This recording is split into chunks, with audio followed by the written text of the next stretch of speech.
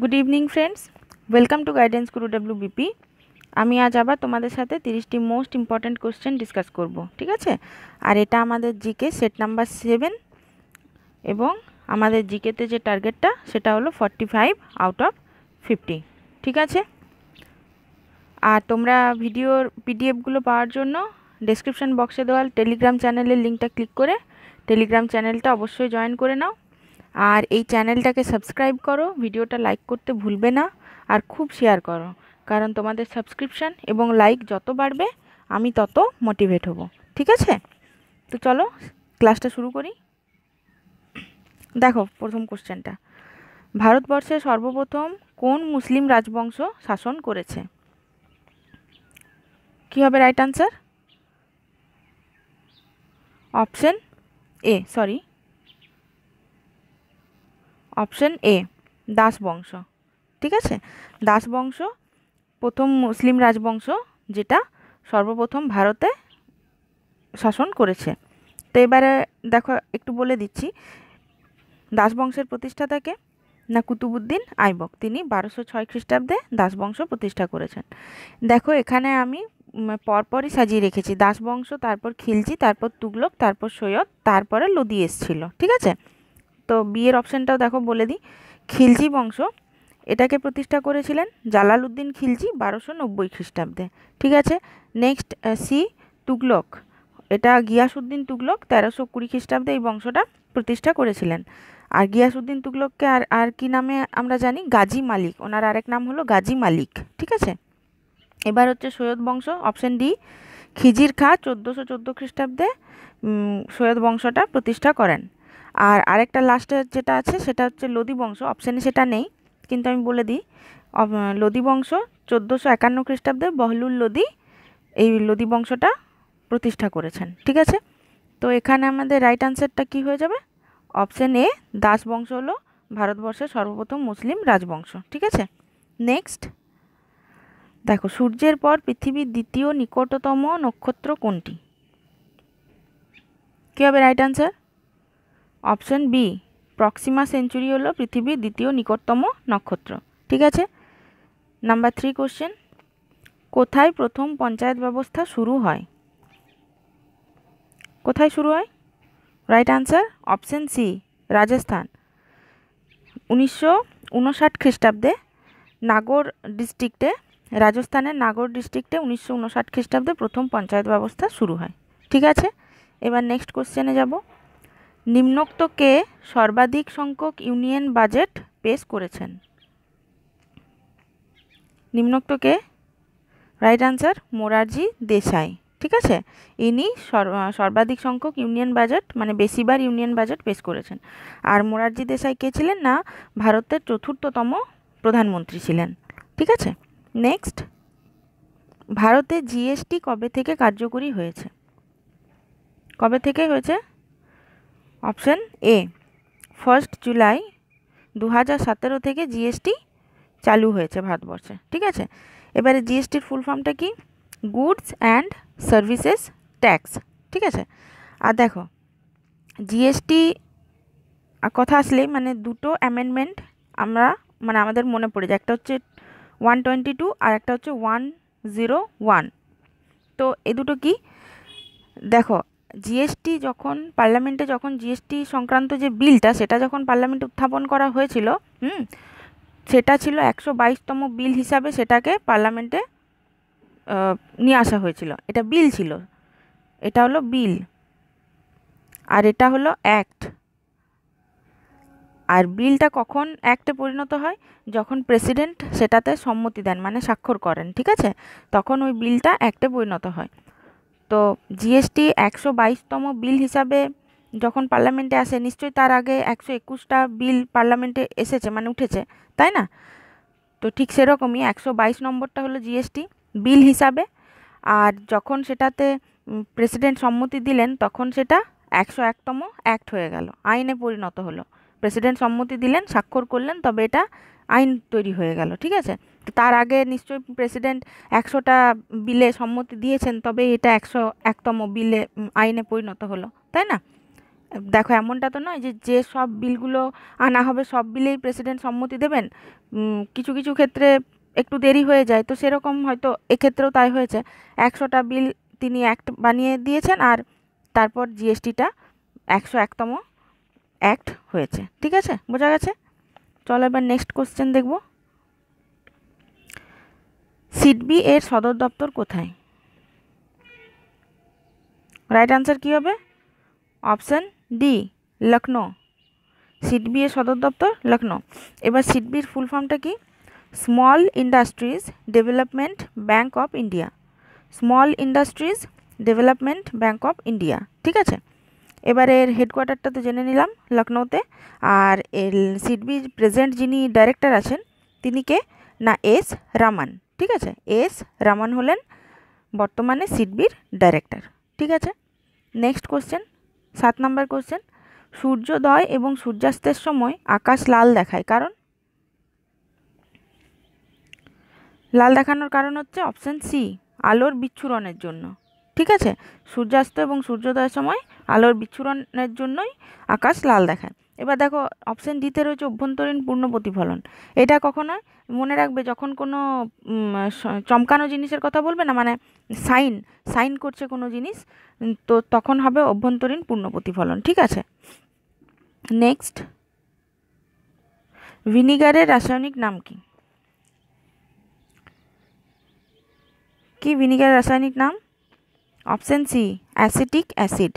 ঠিক আছে, acetic acid ভিনিগারের রাসায়নিক নাম। এবার দেখো অপশান এতে রয়েছে সাইট্রিক অ্যাসিড। সাইট্রিক অ্যাসিড আমরা কিসে পাই? লেবু থেকে পাই, মানে লেবুতে সাইট্রিক অ্যাসিড থাকে। টার্টারিক অ্যাসিড কিসে থাকে? তেঁতুলে থাকে। ঠিক আছে, নেক্সট 9 নম্বর কোশ্চেন। ভারতে কত সালে প্রজেক্ট টাইগার শুরু হয়? মানে টাইগার প্রজেক্টটা ভারতে কত সালে শুরু হয়েছিল? রাইট আনসার কী হবে? অপশান বি, 1973 খ্রিস্টাব্দে ভারতে টাইগার প্রজেক্ট লঞ্চ হয়। ঠিক আছে, নেক্সট, নিম্নোক্ত কোথায় রেলওয়ে কোচ নির্মাণ করা হয়? কোথায়? Option C, Perambur. পেরাম্বুরে রেলওয়ে কোচ নির্মাণ করা হয়। দেখো এখানে অপশান এতে রয়েছে চিত্তরঞ্জন, যদি বলা হতো রেলওয়ে লোকোমোটিভ তাহলে হয়ে যেত চিত্তরঞ্জন। ঠিক আছে, ঠিক আছে, যদি রেলওয়ে লোকোমোটিভ হতো তাহলে চিত্তরঞ্জন হতো, কিন্তু এটা রেলওয়ে কোচ, তার জন্য এটা হলো পেরাম্বুর। ঠিক আছে, এবার নেক্সট কোশ্চেন, 11 নম্বর। The servant of India society কে প্রতিষ্ঠা করেছিলেন? কে প্রতিষ্ঠা করেছিলেন? Option B, Bipin Chandra Pal. ইনি the servant of India society প্রতিষ্ঠা করেছিলেন। ঠিক আছে, নেক্সট 12 নম্বর। সত্যবিলোপ নীতি কে প্রবর্তন করেছিলেন? সত্যবিলোপ নীতি কে প্রবর্তন করেছিলেন? রাইট আনসার হয়ে যাবে অপশান এ, লর্ড ডালহৌসি। ঠিক আছে, লর্ড ডালহৌসি সত্যবিলোপ নীতি প্রবর্তন করেছিলেন। হুম, আর যদি বলা হয় যে তিনি সত্যবিলোপ নীতির দ্বারা কোন স্থানকে প্রথম অধিকার করেন, তখন কী হবে আনসার? সাতারা। 1848 খ্রিস্টাব্দে তিনি সাতারা সত্যবিলোপ নীতির দ্বারা অধিকার করে নিয়েছিলেন। আর এনার সময়তেই কিন্তু 1853 খ্রিস্টাব্দে রেল চলাচল শুরু হয়েছিল ভারতবর্ষে। তো রেলটা কোথা থেকে কোথা পর্যন্ত চলেছিল?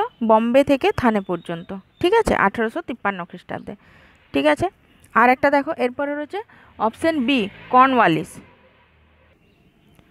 লর্ড কর্নওয়ালিস, ইনি 1793 খ্রিস্টাব্দে চিরস্থায়ী বন্দোবস্ত প্রবর্তন করেন। ঠিক আছে, চিরস্থায়ী বন্দোবস্তটা লর্ড কর্নওয়ালিসের সাথে সম্পর্কিত। ঠিক আছে, এবার দেখো অপশান সিতে রয়েছে ওয়ারেন হেস্টিং। তো ইনি বাংলার শেষ গভর্নর এবং প্রথম গভর্নর জেনারেল ছিলেন। বাংলার শেষ গভর্নর এবং প্রথম গভর্নর জেনারেল ছিলেন ওয়ারেন হেস্টিং। ঠিক আছে, এবার হচ্ছে Lord Liton. Option D, Lord Liton 1878 খ্রিস্টাব্দে ভার্নাকুলার প্রেস অ্যাক্ট পাস করেন। এই ভার্নাকুলার প্রেস অ্যাক্টটা কি?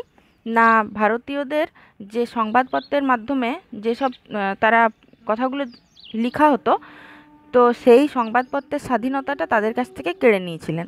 মানে কোনো একটা পেপারে কিছু লেখা হলো, সেটা আগে লর্ড লিটনের কাছে যাবে, তিনি ওটাকে পড়ে দেখবেন, যদি গভর্নমেন্টের এগেনস্টে কিছু লিখে থাকতো তখন ওই পেপারটাকে ব্যান করা হতো এবং যে লিখেছে তার জেল করা হতো। ঠিক আছে, তো তো এইরকমই ব্যবস্থা তিনি করেছিলেন যে যাতে গভর্নমেন্টের এগেনস্টে কেউ কিছু না লিখতে পারে, মানে ভারতীয়দের সংবাদপত্রের স্বাধীনতাটা কেড়ে নিয়েছিলেন লর্ড লিটন।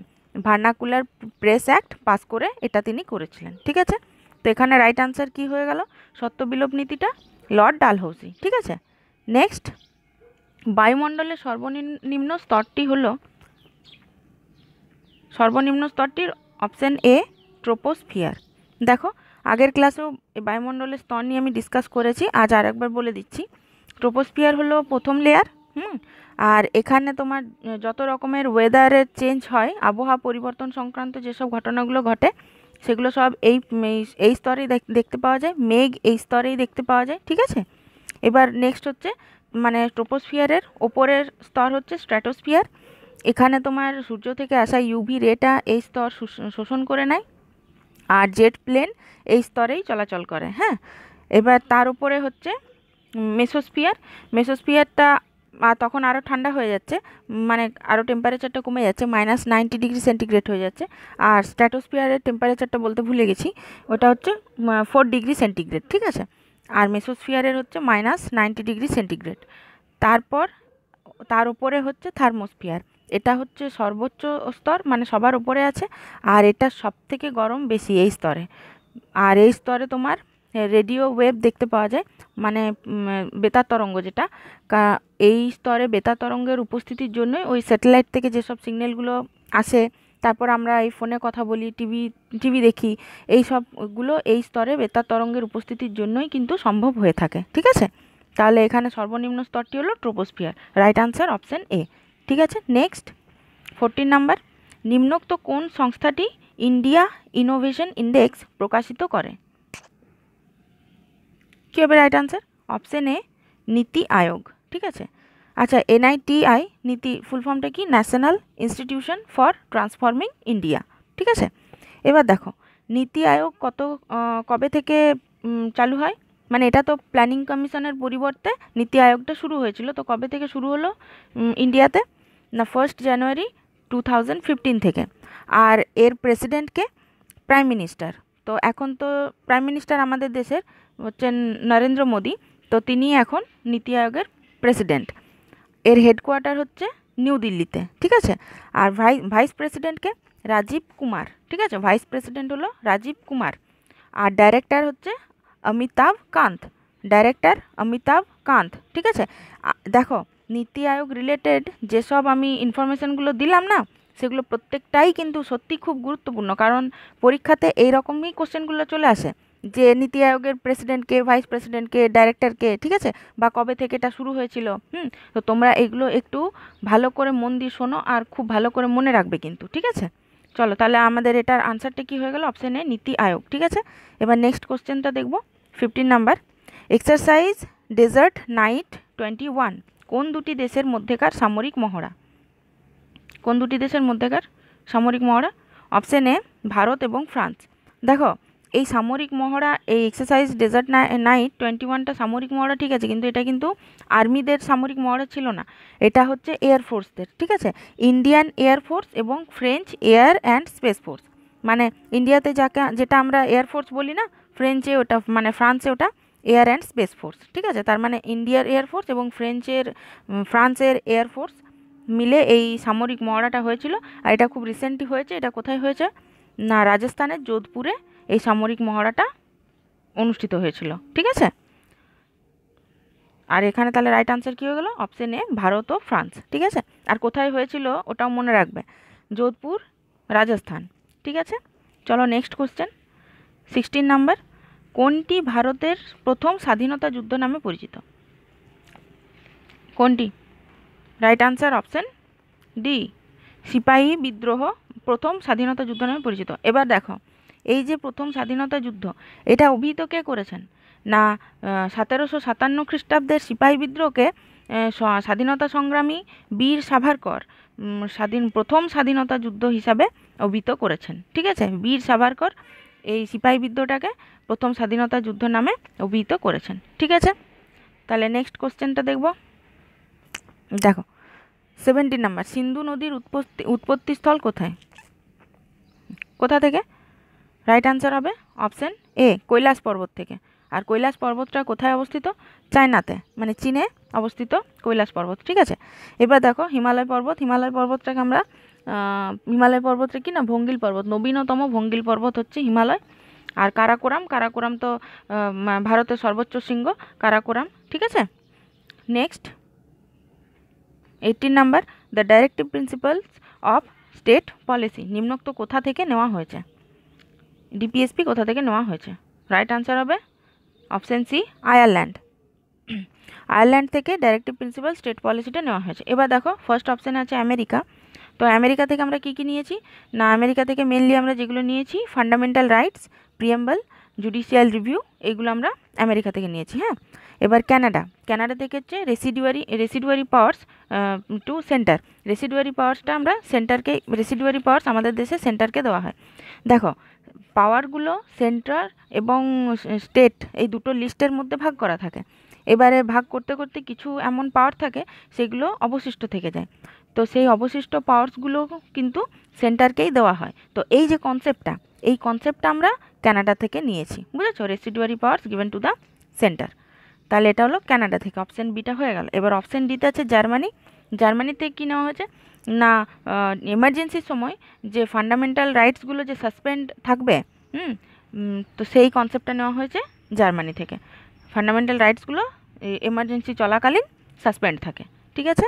তাহলে এখানে ডাইরেক্টিভ প্রিন্সিপালের রাইট আনসারটা কী হয়ে গেলো? Option C, Ireland. Next question 19 number, মানব দেহের সবচেয়ে বড় এন্ডোক্রাইন গ্রন্থি কোনটি? রাইট আনসার কী হবে? Option B, thyroid. থাইরয়েড হচ্ছে মানবদেহের সবচেয়ে বড় এন্ডোক্রাইন গ্রন্থি। এবারে দেখব থাইরয়েড গ্রন্থি থেকে কি কি হরমোন ক্ষরিত হয়? T3, T4 এবং ক্যালসিটোনিন, ঠিক আছে। তাহলে T3, T4 আর ক্যালসিটোনিন থাইরয়েড থেকে নিঃসৃত হয়। এবার দেখো অপশান এতে রয়েছে পিটুইটারি। পিটুইটারির আরেক নাম হলো মাস্টার গ্ল্যান্ড। আর এই মাস্টার গ্ল্যান্ড থেকে মেনলি তোমার গ্রোথ হরমোন এবং সেক্সুয়াল হরমোনই ক্ষরিত হয়ে থাকে। তো সেগুলো কি একটু দেখে নেব। Adrenocorticotropic hormone, follicle stimulating hormone, luteinizing hormone, growth hormone আর থাইরয়েড স্টিমুলেটিং হরমোন, এগুলো পিটুইটারি গ্রন্থি থেকে ক্ষরিত হয়। এবার হচ্ছে অপশন সি, অগ্নাশয়। অগ্নাশয়ের আরেকটা নাম কি না, মিক্সড গ্ল্যান্ড। হ্যাঁ, মিশ্র গ্রন্থি। তো এই অগ্নাশয় থেকে কি ক্ষরণ হয় না, ইনসুলিন এবং গ্লুকাগন, ঠিক আছে। ইনসুলিন ব্লাড সুগার লেভেলটাকে কমাতে সাহায্য করে, আর গ্লুকাগন ব্লাড সুগার লেভেলটাকে বাড়াতে সাহায্য করে। মানে এই দুটো হরমোন মিলে না ব্লাড সুগার লেভেলটাকে না ব্যালেন্সে রাখে। এই দুটোর যে কোনো একটার যদি কম বেশি হয়ে যায় তখনই ওই সুগারের প্রবলেমটা দেখা দেয়, বুঝতে পেরেছো? ঠিক আছে, তাহলে এবারে অপশান ডিতে রয়েছে পিনিয়াল গ্ল্যান্ড। দেখো এর আগের কোনো একটা সেটে আমি ডিসকাস করেছিলাম, পিনিয়াল গ্ল্যান্ড হলো মানবদেহের সবচেয়ে ছোট গ্রন্থি। তো এখানেও সেটাই হবে, মানবদেহের সবচেয়ে ছোট গ্রন্থি হলো পিনিয়াল গ্ল্যান্ড। আর এটা থেকে কি হরমোন ক্ষরিত হয়? মেলাটোনিন হরমোন, ঠিক আছে। পিনিয়াল গ্রন্থি থেকে মেলাটোনিন হরমোন ক্ষরিত হয়। তাহলে এখানে মানবদেহের সবচেয়ে বড় এন্ডোক্রাইন গ্রন্থি কি না, থাইরয়েড। ঠিক আছে, চলো নেক্সট। ঠিক আছে, এবার দেখো বিউটি পার্লারে হেয়ার সেটিং করতে কি ব্যবহার করা হয়? রাইট আনসার কী হবে? Option D, sulphur. Hair setting করতে সালফার ইউজ করা হয়। এবারে দেখো এই সালফার কিন্তু এয়ার পলিউশনেরও কারণ, এবং সেটা আমরা কি করে বুঝতে পারি না, বায়ুতে যদি লাইকেনের অনুপস্থিতি থাকে, লাইকেন যদি বায়ুতে না থাকে তখন বোঝা যায় যে এয়ার পলিউশন হয়েছে, এবং সেটা সালফার পলিউশন, বুঝতে পেরেছো? এবার দেখো অপশান বিতে রয়েছে সিলিকন। সিলিকনটা কি হিসাবে ব্যবহৃত হয় না, সেমিকন্ডাক্টর হিসাবে সিলিকন ব্যবহৃত হয়ে থাকে, ঠিক আছে। তাহলে এখানে right answer option D, sulphur.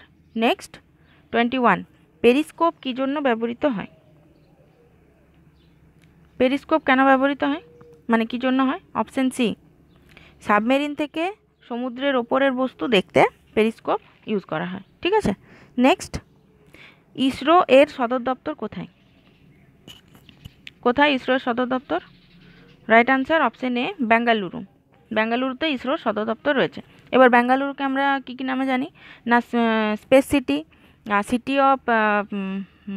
City of science, আর আইটি ক্যাপিটাল, তারপরে সিলিকন ভ্যালি অফ ইন্ডিয়া, অনেকগুলো নামেই আমরা জানি। আবার এরপর দেখো ইসরো কবে প্রতিষ্ঠিত হয়, মানে স্থাপিত হয়? 15 আগস্ট 1969, ঠিক আছে? 15 আগস্ট 1969-এ ইসরো এস্টাবলিশড হয়েছিল। আর ইসরোর কে চেয়ারম্যান রয়েছেন এখন? K. Sivan, ঠিক আছে? K. Sivan ইসরোর চেয়ারম্যান। এবার দেখো অপশান সিতে রয়েছে আহমেদাবাদ। আহমেদাবাদ হলো এমনই একটা সিটি যে পুরো সিটিটাই হচ্ছে ওয়ার্ল্ড হেরিটেজ সাইটের আখ্যা পেয়েছে। আহমেদাবাদ পুরো সিটিটাই ওয়ার্ল্ড হেরিটেজ সাইটের আখ্যা পেয়েছে। আরও একটা সিটি আছে, সেটা হচ্ছে জয়পুর, ওইটাও পুরো সিটিটাই তোমার ওয়ার্ল্ড হেরিটেজ সাইটের আখ্যা পেয়েছে, ঠিক আছে? তাহলে এখানে রাইট আনসার অপশান এ।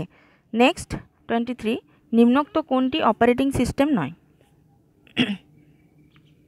রাইট আনসার হবে option D, MS office. MS office operating system নয়, ঠিক আছে?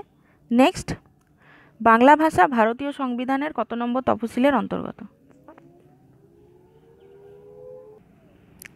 তো এটা রাইট আনসার কী হবে?